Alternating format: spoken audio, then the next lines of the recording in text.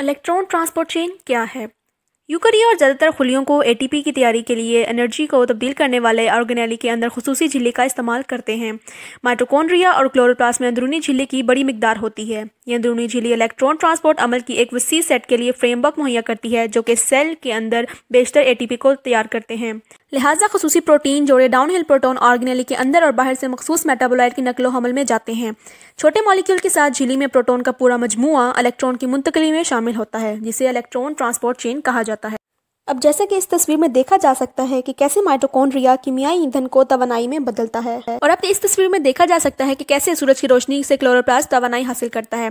Chloroplast में पानी और सूरज की रोशनी इनपुट और ऑक्सीजन और कार्बोहाइड्रेट आउटपुट है, जो कि माइटोकॉन्ड्रिया में इनपुट होता है। माइटोकॉन्ड्रिया खुलियों की ज्यादातर तवानाई की तैयारी का एक मुकाम है। खाने के मॉलिक्यूल जैसे ही साइटोसोल में आते हैं वो माइटोकॉन्ड्रिया में दाखिल हो जाते हैं, जहां वो साइट्रिक एसिड साइकिल में मजीद टूट जाते हैं।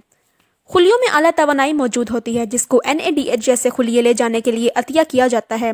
कैरियर के मॉलिक्यूल आला तवानाई के इलेक्ट्रॉन को इलेक्ट्रॉन ट्रांसपोर्ट चेन नामी प्रोटॉन की जंजीर में मुंतकिल करते हैं, जो कि माइटोकॉन्ड्रिया की अंदरूनी झिल्ली में धंसा होता है। जंजीर एक ऐसे पंप तक रसाई हासिल करती है जो इलेक्ट्रॉन की तवानाई का इस्तेमाल करते हुए प्रोटॉन की झिल्ली को एक तरफ से दूसरी तरफ मुंतकिल करती है। पंपिंग झिल्ली के उस पार प्रोटॉन ग्रेडियंट बनाता है जिससे माइटोकॉन्ड्रिया ATP के खुलिये बनाता है। इलेक्ट्रॉन की मुंतकली का आगाज मल्टी प्रोटीन कॉम्प्लेक्स से होता है, जिसको NADH डिहाइड्रोजनेस कॉम्प्लेक्स कहा जाता है। कॉम्प्लेक्स इलेक्ट्रॉन के लिए NADH से ज़्यादा इत्तिसाल रखता है और आसानी से आला तवानाई के इलेक्ट्रॉन को उतार देता है। कॉम्प्लेक्स में इलेक्ट्रॉन के एक जंजीर से दूसरी जंजीर में मुंतकिल होने से तवानाई खारिज होती है। ये तवानाई झिल्ली के उस पार प्रोटॉन पंप करने के लिए इस्तेमाल होती है। इलेक्ट्रॉन्स को फिर यूबिक्विनिन में मुंतकिल किया जाता है, जो इन्हें अगले रास्ते तक पहुंचाता है, जिसे साइटोक्रोम BC1 कॉम्प्लेक्स कहते हैं। ये कॉम्प्लेक्स इलेक्ट्रॉन को फिर से पंप करता है क्योंकि जंजीर में मौजूद हर कॉम्प्लेक्स में इलेक्ट्रॉन के लिए ज़्यादा इत्तिसाल होता है।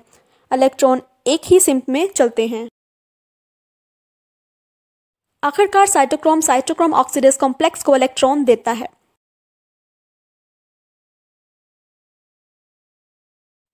ये साइकिल बार बार दोहराया जाता है जब तक कि साइटोक्रोम कॉम्प्लेक्स के पास 4 इलेक्ट्रॉन ना जमा हो जाएं।